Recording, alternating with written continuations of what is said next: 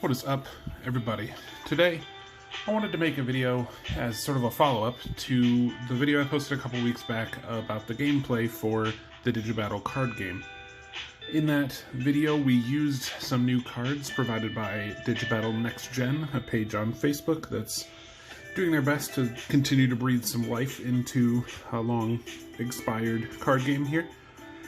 And one of the things that we have designed as part of this process is a brand new card type, baby level Digimon. They weren't included in the game before, and we thought it was a cool opportunity to give existing cards, or rookies essentially, a little bit more of a boost to try to make them a little more competitive, just to kind of spice up deck building a little bit. So, getting into that, I just wanted to kind of go through each of the babies that we made and explain why we made them the way we made them and what they do and how they'll help you with building a deck. For starters, as far as playing the baby levels, and specifically anyone super keen to Digimon will know they're baby 2 levels, but this is just easier to call them babies. A big part of that was coming from the current Bandai Digimon card game, where they call their first forms baby levels, and it was just an easy transference. Like, if you play new Digimon, you know babies, these are babies too, so that was easy. But anyone that's played the Digi-Battle card game knows that when you start with your rookie face down on the board, you reveal them to your opponent, and that's how you start the game. With these cards, if you use them, they start in play face up, and your opponent already knows who they're going to be. Then you still have to get your rookie from your deck, but the pro to these is that they're going to support your rookie and make them a little bit better. The downside to them is that you no longer have like the element of surprise with your rookie. If you're going to play Koromon, your opponent knows that you're going to have Agumon as your rookie. If they're not playing a baby, that may be a strategic advantage for them. That's kind of the trade-off you make. Because with your baby, you can't play a card face down and be like, I wonder what that's going to be, because Agumon has to go on top of this. So when you play, if you have a baby, the rookie that you're going to play, you'll start with just face up, ready to play. And the way you'll kind of leave them on the board is you can kind of set them like this so that your baby effect is present, because in most cases the baby effect will continue to affect the stack as you progress further up the levels. So getting into each of the cards, that's kind of the gist of how to play a baby and what they do. In Digi-Battle, if you lose and you try to switch out to a different rookie, you can do that, but your baby and then the rookie that's here, the rookie you're kind of replacing it with, as you know, stays underneath it. And if that were to switch and you were to try to remove them, then if at any point the rookie that is on top of the baby would leave play, the baby is just removed from the game. Additionally, the babies are a 31st card in your deck. They don't count towards your deck limit, so you're just allowed to add one extra card to your deck. You can only have one baby, but that's enough for the rules. Let's get into just what they do. So first one to look at here is Koromon. This one you would have noticed or seen in the video for the gameplay of the Greymon tribal deck versus the Diaboromon deck. Koromon, its effect is, while this is your baby level, add 50 points to your Digimon power while your Digimon has Greymon in its name. So with strictly sets 1 and 2 of Digi-Battle, which is the ones templated like this, there is really not a ton that this is great for. You know, you get your Greymon, Metal Greymon, Skull Greymon, and War Greymon if you've got the Taco Bell promo. Or I guess, technically, if you get the Swedish promo of Metal Greymon as well. But in the expanded cards, the next-gen cards, there are 400 new cards introduced to this game, and within that you have a ton of new Greymon support. You've got the Agunimon line that goes into Emperor Greymon and stuff like that you can use. You've got Blitz Greymon and Victory Greymon, Rise Greymon, Shine Greymon. I mean, and as you may remember if you caught the gameplay video, Phil, my opponent, had almost exclusively Greymon cards in his deck, so this card was incredibly powerful for him, where it gave every card in his deck pretty much 50 extra power. And 50 extra power isn't a huge amount, but it can be the difference between losing and winning a tie. So it's something nice that helps the kind of Greymon package. Anyone that plays this game knows that Greymon himself, specifically the card Greymon, is kind of junk. Its 3 power levels aren't incredibly high. It only digivolves from Agumon, and pretty much only goes into like Metal or Skull Greymon. It really just has like not a lot of purpose. But with the next gen cards and adding all the extra Greymons, that card has helped a lot. It's still kind of a stiff deck in that your champion level is really stuck, but this giving it a little bit extra power makes it kind of stickier and helps it stay on the board to make sure you can go into your better Greymon levels. The next one, we've got Tsunamon. This one is the baby form for Gabumon. While this card is in your baby level, you may digivolve to cards with Garurumon in the name regardless of requirements. Garurumon Tribal is another deck that is kind of bad. And it's a shame, you know, the two main characters, their Digimon are, because they're the main characters Digimon, they're really poorly optimized to be used in the card game. They're all very strictly, Agumon becomes Greymon, Greymon becomes Metal Greymon, Metal Greymon becomes War Greymon, and that's all you can do. Gabumon is the same way. You can only turn into Garurumon. Garurumon can pretty much only become Were Garurumon, who can pretty much only become the Metal Garurumon promo you would have to have gotten from Sweden if you even wanted to use it. So it's just really stiff to try to get through those decks. So you really have to stick the landing on getting to those forms. If you can't, it's really hard to go back up because it's so specific what you have to go to each stage. So with this one, ignoring the Digivolve requirements means that your deck doesn't have to run Digivices and things like that.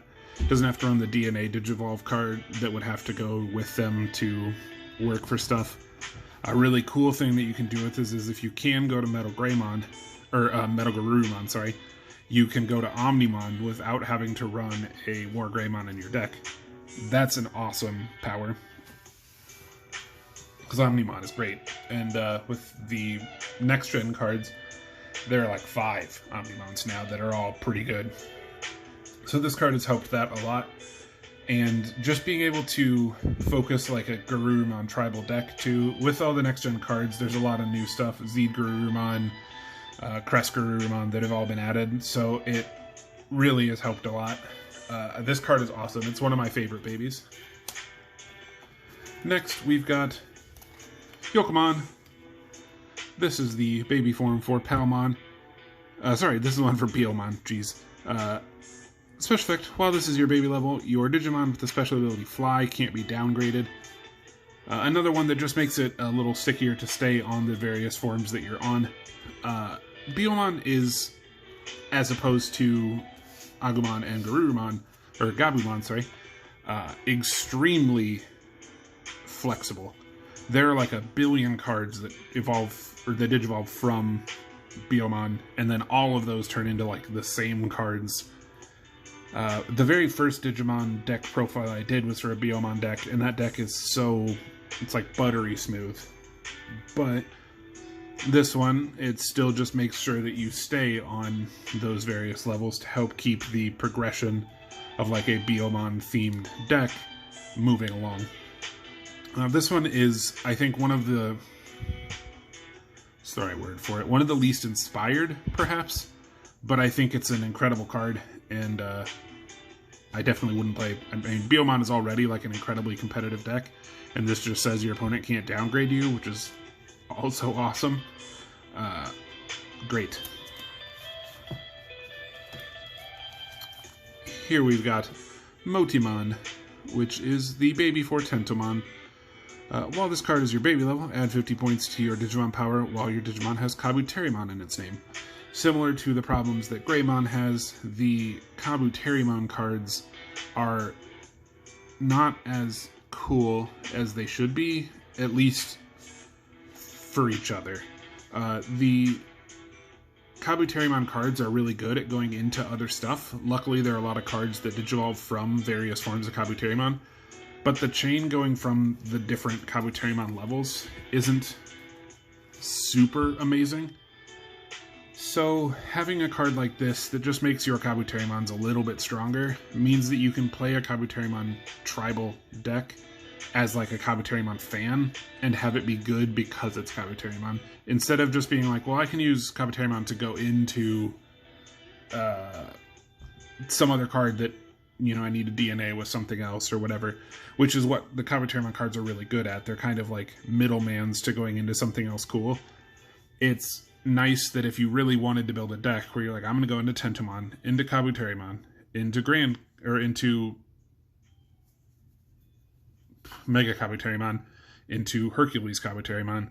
If you like wanted to do that because you really like the Tentomon line, as there are a lot of people who do, this card helps keep those cards on the board and just makes a tribal focused deck better. That was kind of the point of a lot of these baby cards, is if you really wanted to take like one of the titular characters and you're like, man, I love Izzy and I really like Izzy's if you're like Izzy and really wanted to take like Izzy's Digimon line and like, I want to play as him basically, and I want to play as his Digimon in all their forms, these kind of babies will help make that possible. Themed, like tribal kind of decks aren't particularly good straight out of the gate in the Digi-Battle card game. It really is a game that like wants you to kind of branch into different cards. Unfortunately for some of them, like the two we talked about at the beginning, that's super hard to do. Their cards are bad at that. These cards, on the other hand, really want you to do that, and they don't really want you to stay in the line you're supposed to be in. So this will hopefully help encourage that a little bit. Next, a Tanemon. This is the one for Palmon that I tried to sort of preemptively tell you all about earlier. This one is, if this is your baby level, if Palmon is in this deck, you may offline a card to void a power option card. I mean, that's an incredible card. Giving the Palmon chain the ability to just void cards by discarding a card from your hand is awesome. Obviously, of course, having discarded cards from your hand, you do have to draw more cards, which means you deck out earlier, which means your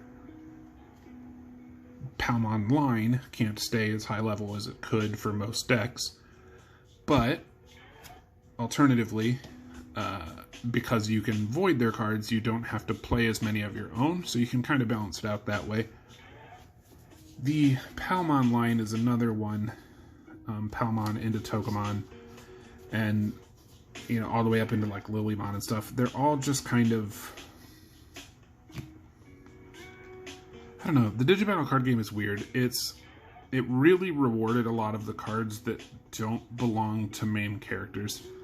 Whereas the main character cards are all like, they're like written off. They're like shoehorned in. Like, okay, well, I know we got to do the Greymon cards, so here are his 4 forms and we're done. That's all we have to worry about. Where some of the Digimon, they go into like a ton of different stuff. They're like really flexible and you can build a lot with them. The main characters, their lines were all kind of, I've said it before in this video, like they're kind of sticky. You have to do one form, you have to go to the next. And this is really being able to void your opponent's cards to make sure you stay in the Togemon line so you can get to the Lilymon is huge. I mean, and then Rosemon too. I mean, we know that Rosemon and Lilymon are both incredibly rare foreign promos. The Rosemon or whatever is like the most expensive, or one of the most expensive cards in the game. It's like hundreds of dollars. But the next gen cards have re-released a copy of that Rosemon so that it is an accessible card for players now. And if you really want to go into that form and stick with the Palmon line, you now have a little more incentive to do so. Here we've got Bukamon, which is the baby form for Gomamon. While this is your baby level, add 50 points to your Digimon power while you have the special ability Swim. Now, this one is a lot more wide open than other ones. The problem, or the reason for that is the Swim decks, the water type Digimon, suck. There's a lot of them that are just not good. They're weak compared to other ones. It's just strange how that balanced out. I have a water deck. It's about as good as I can make it, and it just doesn't do as well as the other decks do. But I'm a big fan of a lot of the water Digimon. Marine Devilmon is super cool. Seadramon is tight. Coelamon is awesome. There's like a lot of really cool water type Digimon that are just not very good.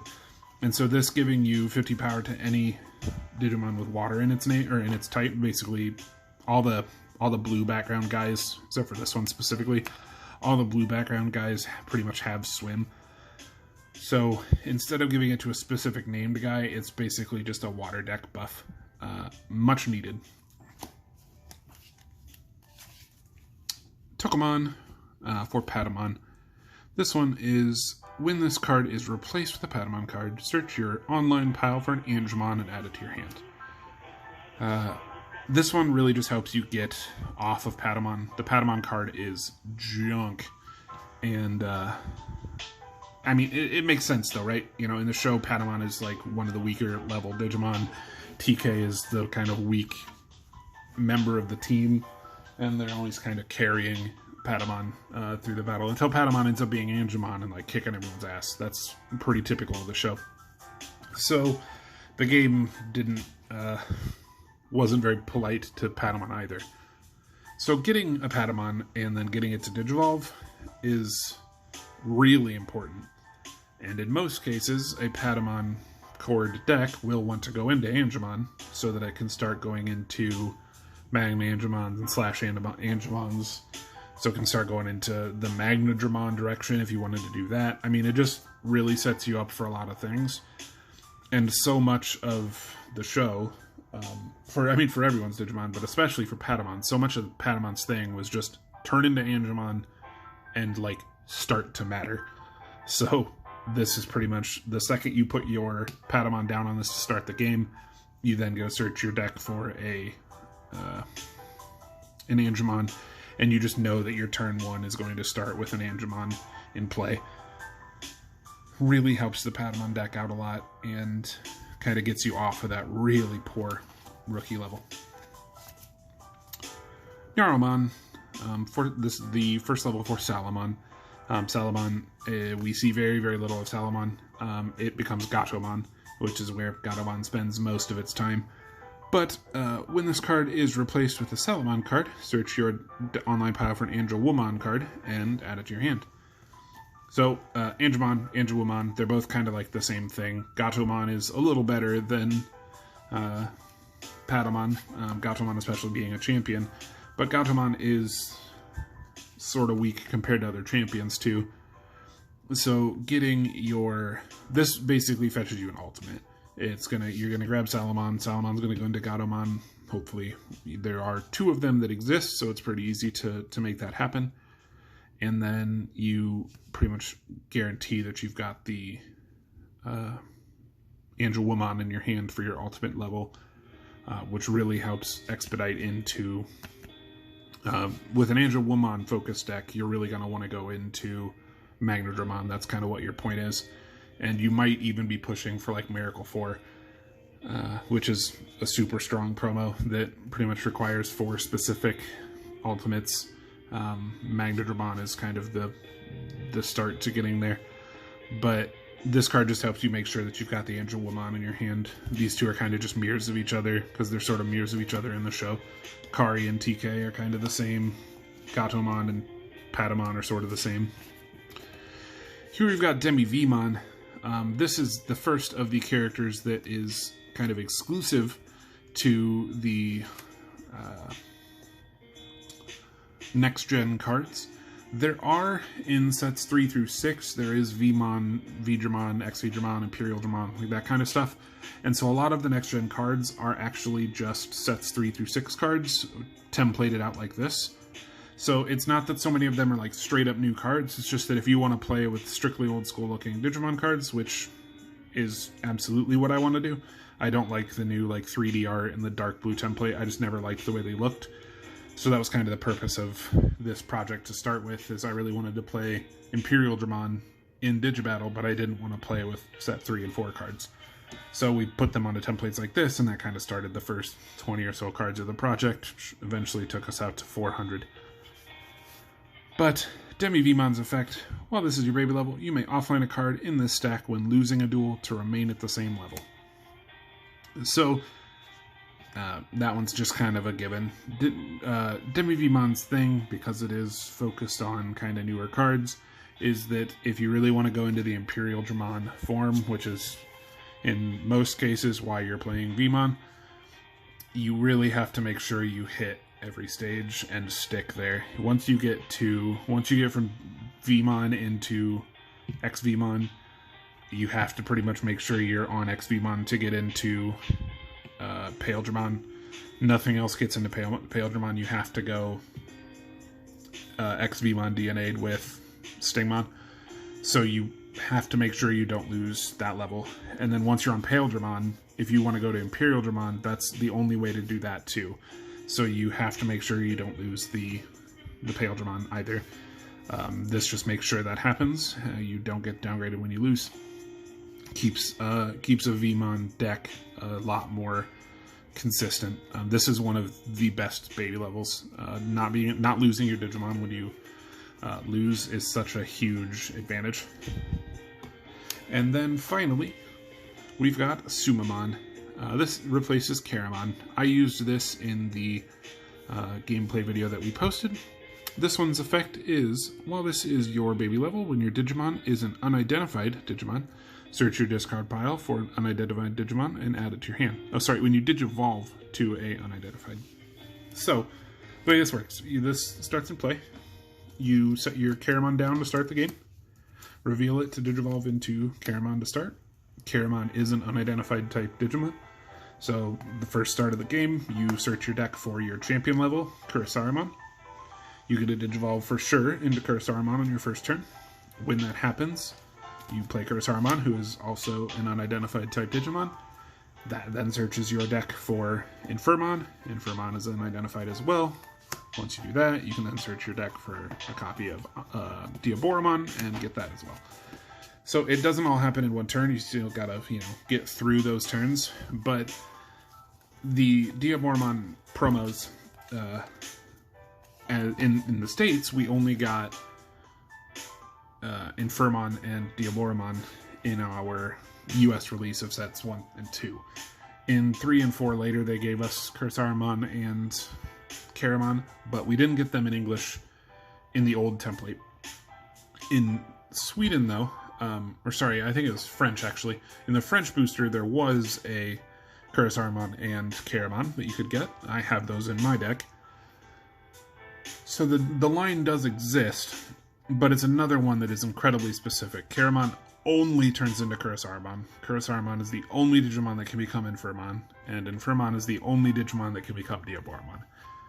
And I've been trying to make Diaboromon work for a long time. The Diaboromon power is unbelievably good, but getting to him is brutal. It's like impossibly hard to do.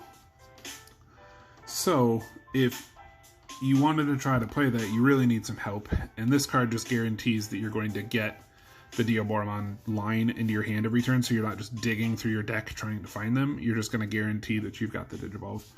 The important part, though, is that you still have to be able to win the fights and not lose your guys, because you're pretty much screwed otherwise, as was evidenced in my gameplay against Greymon, where I kept losing Karamon, kept losing like Kurisaramon or something, and I would just go back to Karamon and sit there until I could deck out.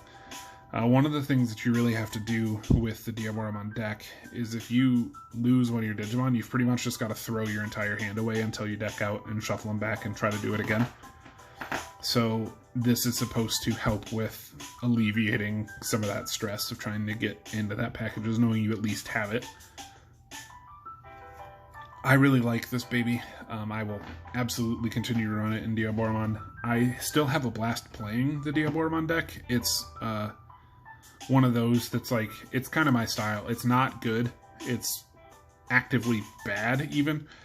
But if you can like stick it, if you can stick the landing on each way up and like get there and get to Digimon and just leave it on the board, man, it's powerful. And that's the kind of deck I love. If it's not, you know, if it's not good, but every once in a while I get to do something that makes me like, damn, that's kind of broken. That's the deck I want to play. So I absolutely love Sumamon. That's it for the baby Digimon that we have created with Digi-Battle Next Gen. There are 10 of them that exist. There will be no more. Sumamon is the final card 400 and is the last of the Next Gen cards being introduced, at least that I am aware of. I know Jasper, the guy who is making the physical graphic artistry of it all, does have more designs that he's always working on. It's, you know, as a fellow card designer, it's, you're never not working on it. If you have the ability to do it, you're always making something. So he's definitely got more ideas, but I don't know if we'll finish it up or not. I know that the 400 is kind of his stopping goal. We'll see what happens. For now, the 400 new cards have introduced an entire new life to the Digi-Battle game. You can build so many more decks, especially with the babies. You can now build like tribal focus decks around fan favorite characters that just could not exist functionally before now. So that's an amazing feeling. I absolutely love these cards. The mechanic for them being not in your deck and not affecting your card count is awesome. Starting in play is really cool, and they all have an effect that makes kind of a tribal focus deck around the thing that they start with far more, at least playable, and in some cases very viable, which many of them didn't have before. Continue to stick around. As always, I'll sprinkle videos in here and there. I am having a blast with this next gen stuff, so there'll definitely be more Digi-Battle content. I did say in the gameplay video that I was going to do a deck profile for that Greymon deck. Now that a tribal Greymon deck can actually function, I do want to show that off, so that will be coming. And there are a bunch of other deck profiles I want to do too. So we'll see what happens with that. But in the meantime, thanks for hanging out. Go check out Digi-Battle Next Gen. As always, I'll link it in the page. See what you can pick up from Jasper. I know he's got a sale going on the page right now where like a lot of the individual cards are available and very cheap. So as of right now, there's definitely some stuff you can get at a real good deal to kind of get your feet wet. Thanks though for hanging out, and I'm excited that we're kind of in a world where Digi-Battle might actually be being played again. That's kind of cool. Alright, adios.